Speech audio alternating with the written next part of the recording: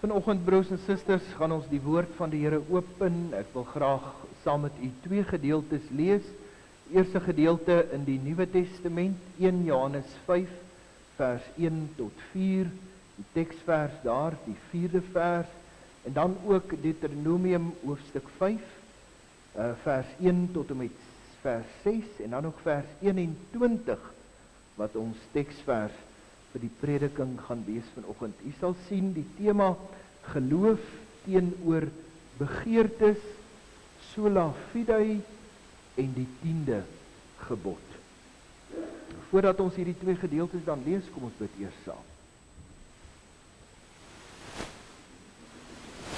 Vader, Seun en Heilige Gees, aanbid u as 'n drie-enige God. Die een wat alles gemaak het, die een wat verlosser is van die ganse skepping, en ook die een wat die trooster daarvan is. Ons dank u, Here, dat u met elkeen van ons bemoeienis maak in ons lewe. Dankie, Here, dat u ook so met ons bemoeienis gemaak het, dat ons vanoggend hier in u diens kan wees. Dat ons hier na u woord en na u prediking kan kom luister.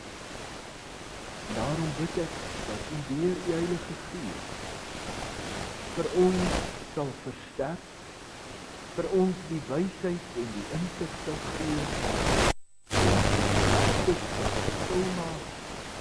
om ook hierdie woord in ons harte in te plant, sodat ons sal weet wat u wil is. Die Heilige Gees van God vir ons ook krag sal gee om u wil in ons lewens te doen en uit te voer. Dit bid ek in die heilige naam van Jesus Christus alleen. Amen. Gaan die eerste gedeelte lees uit die Nuwe Testament, 1 Johannes 5, en ek lees vanaf vers 1. Elkeen wat glo dat Jesus die Christus is uit God gebore.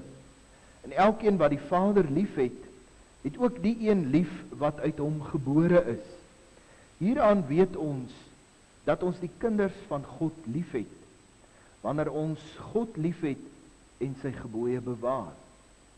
Want dit is die liefde tot God, dat ons sy gebooie bewaar, en sy gebooie is nie swaar nie. Want alles wat uit God gebore is, oorwin die wêreld, en dit is die oorwinning dat die wêreld oorwin het, naamlik ons geloof. Die klem in vers 4 val op naamlik ons geloof. Dan, broers en susters, uit die Ou Testament, Deuteronomium hoofstuk 5, die eerste 6 verse het ons ook verlede Sondag gelees. Ek gaan dit weer 'n keer vir u lees. En Moses het die hele Israel laat roep en vir hulle gesê: Hoor Israel, die insettinge en verordeninge wat ek vandag voor julle ore uitspreek, julle moet dit leer en dit sorgvuldig hou. Die Here onse God het by Horeb met ons 'n verbond gesluit. Met ons vaders het die Here hierdie verbond nie gesluit nie, maar met ons self, ons wat hier vandag almal in die lewe is. Van aangesig tot aangesig het die Here op die berg uit die vuur met julle gespreek. Ek het in die tyd tussen die Here en julle gestaan om aan julle die woord van die Here bekend te maak, want julle was bevrees vir die vuur en het nie op die berg geklim nie. En hy het gesê: Ek is die Here jou God, wat jou uit Egipte land, uit die slawehuis uitgelei het. En dan ook vers 21. En jy mag nie jou naaste se vrou begeer nie. Jy mag nie na jou naaste se huis hinker nie, na sy landerye, of sy dienskneg, of sy diensmaag, sy os of sy esel, of iets wat van jou naaste is nie. Dit dan vanoggend die wonderlike woord van die Here.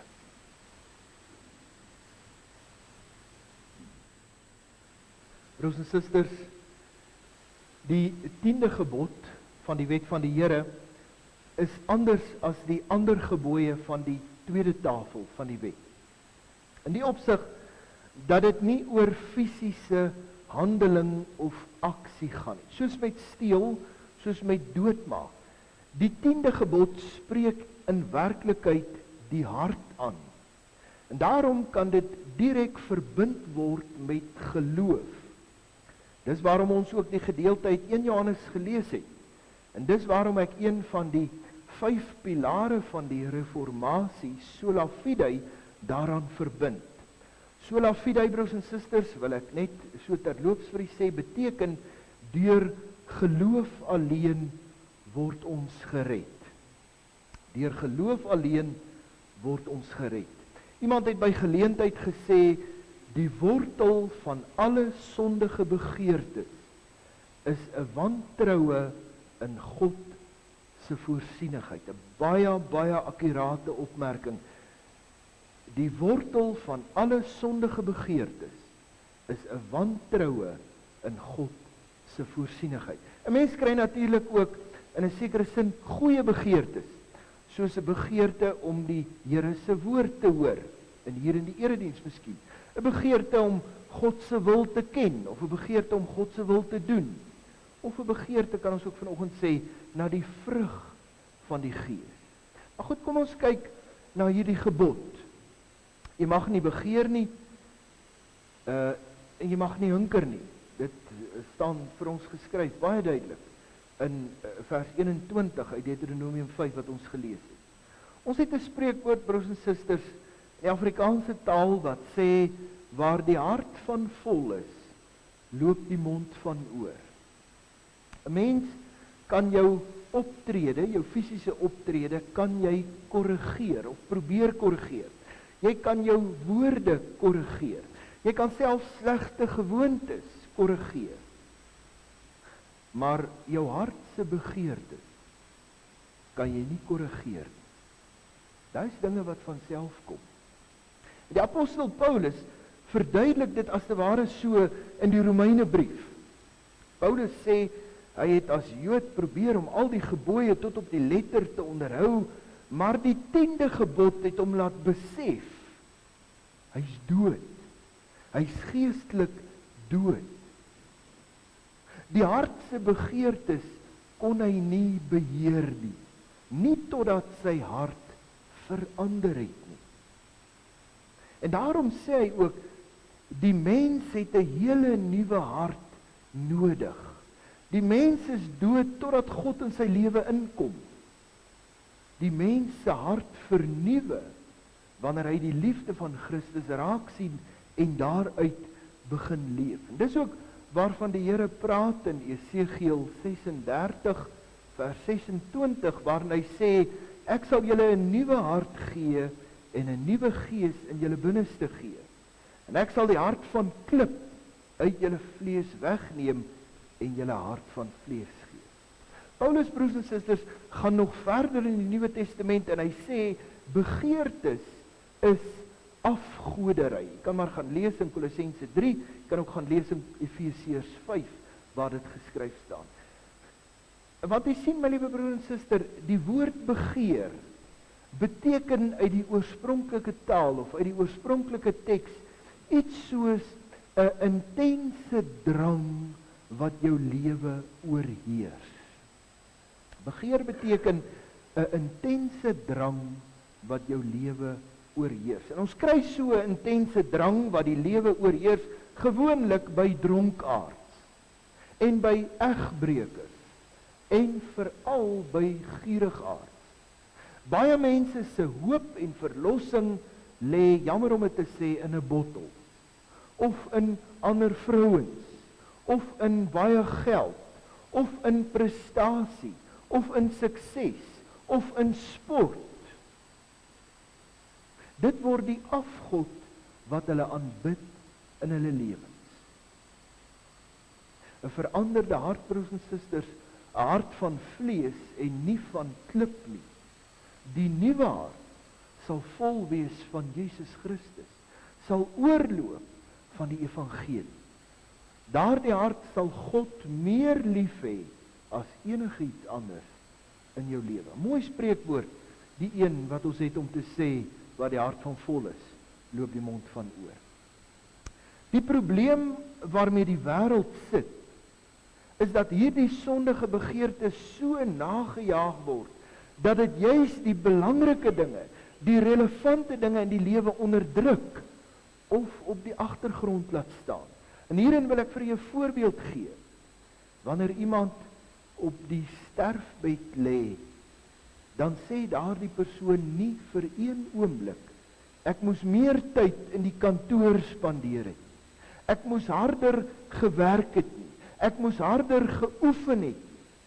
Ek moes nog 'n ekstra paar rande gemaak het.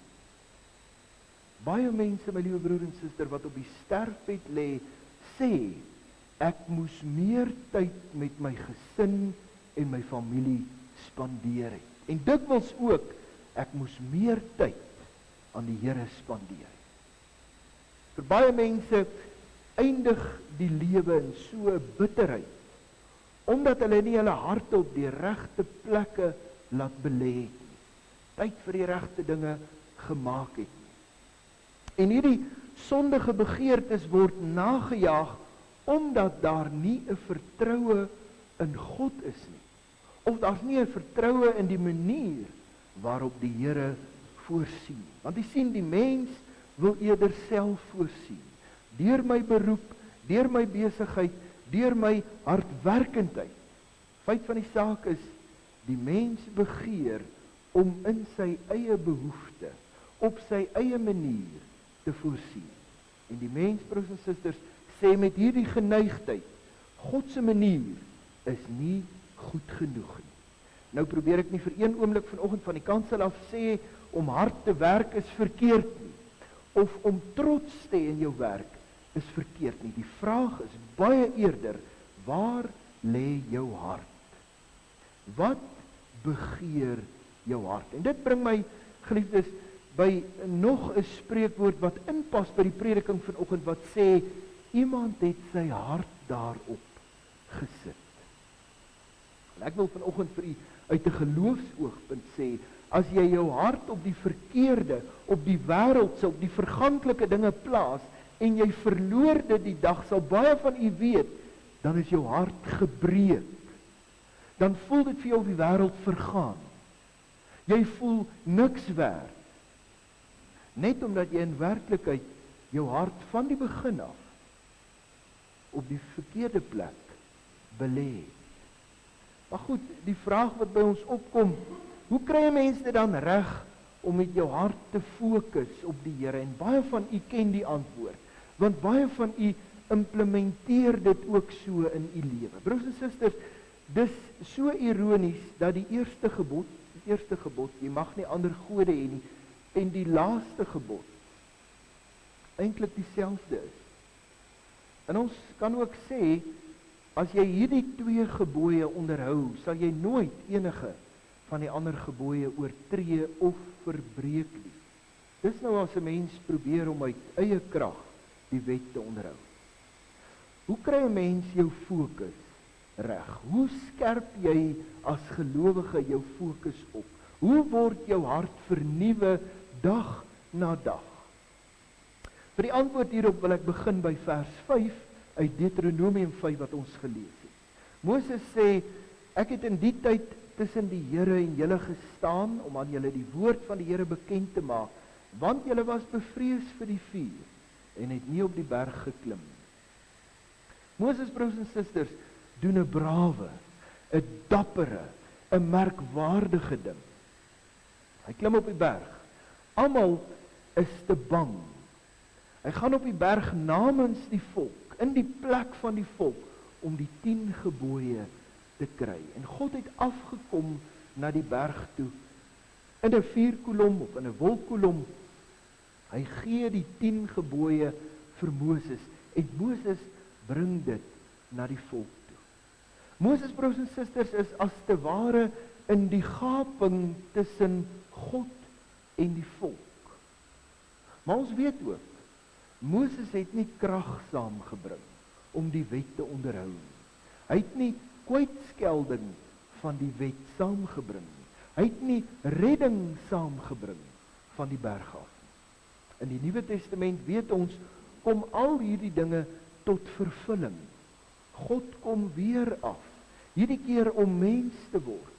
Hy bring kwytskelding, hy bring redding, omdat hy self op Golgotha vernederend verhef word, teen 'n stuk hout, om self die gaping tussen God en sy volk te oorbrug. Jy sien, my liewe broer en suster, dit is wat die hart verander, wat die hart vernuwe, is om te weet en te besef, op my eie, alleen, kan ek nie hierdie wet onderhou nie.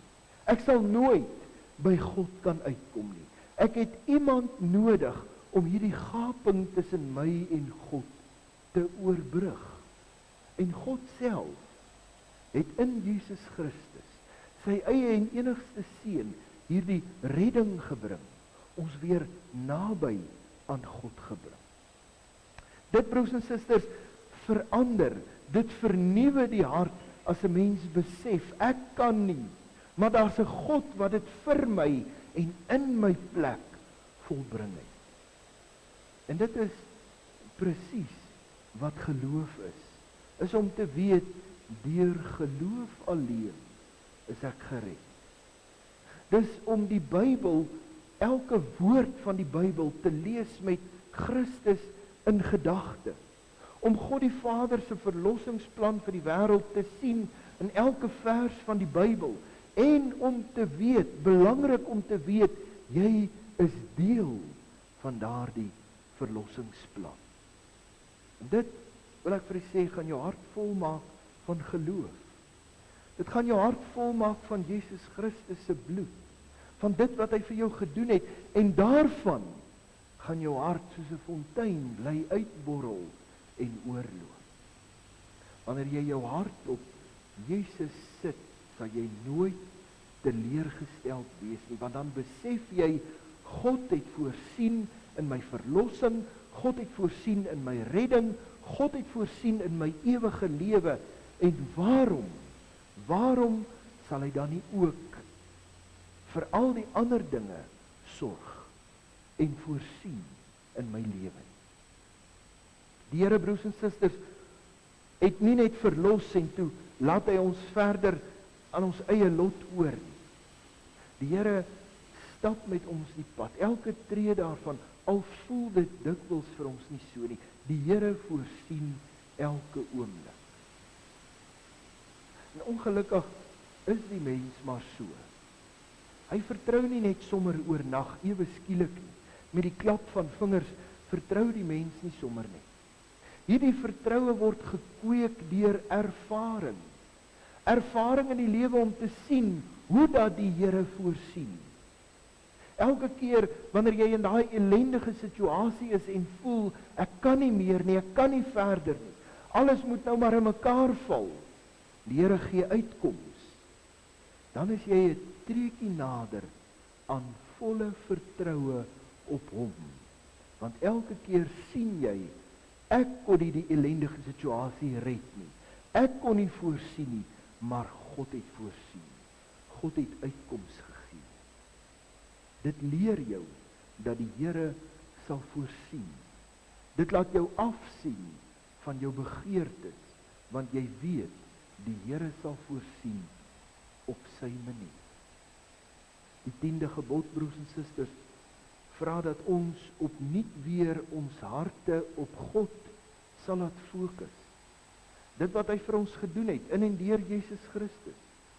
Met die 10de gebod wil die Here vir elkeen van ons laat verstaan, ek sal altyd voorsien in jou behoefte. Jy moet my net vertrou. Ek sal altyd voorsien in jou behoefte. Jy moet my net vertrou. Mag elkeen van ons elke dag meer en meer ons harte op Jesus rig, sodat ons harte vol kan raak van hom.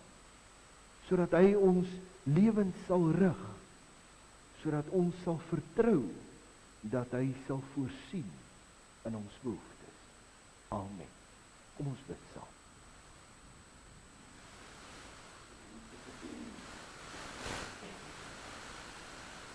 Almagtige Hemel Here, ek dank en ek loof en ek prys U, omdat U die een is wat altyd voorsien. Nie sodat ons as mense daardeur geëer word nie, Here, maar juis tot verheerliking van U heilige naam.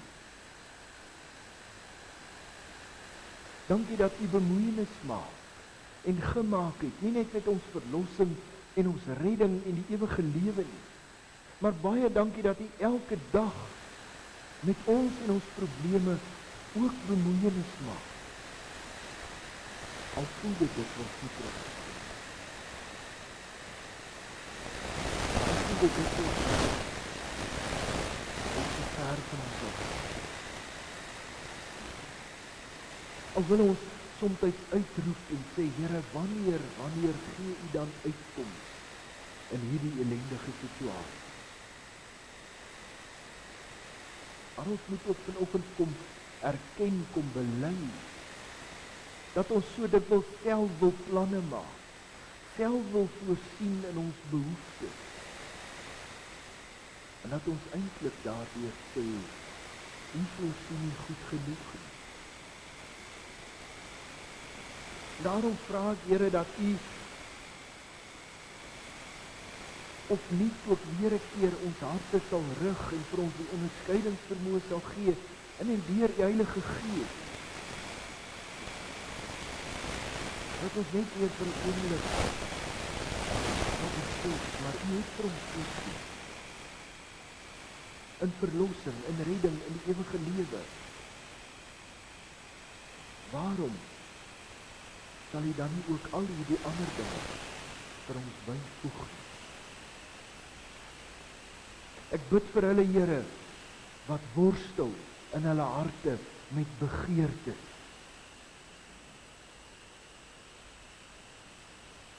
Wat hunker na ander dinge. Nie net materiële nie, maar wat ook begeertes het na ander vrouens. Wat begeertes het om soos ander mense te wees en daardeur sonde doen.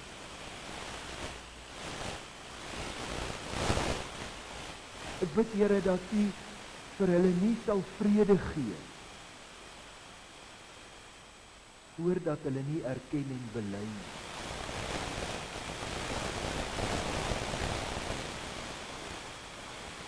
Ek bid ook vir die wat worstel met siekte, ongesteldheid, die hartseer van 'n geliefde wat dalk aan die dood afgestaan.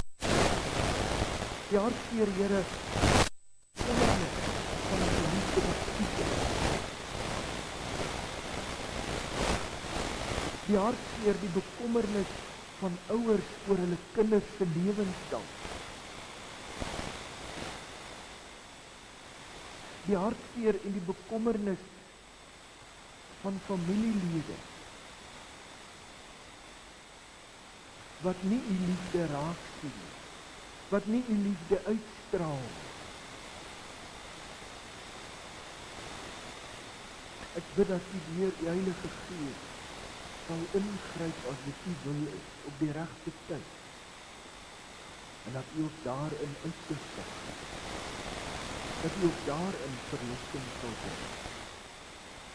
Dat U sal vertroos waar dit nodig is, en dat U gesondheid sal gee waar dit nodig is.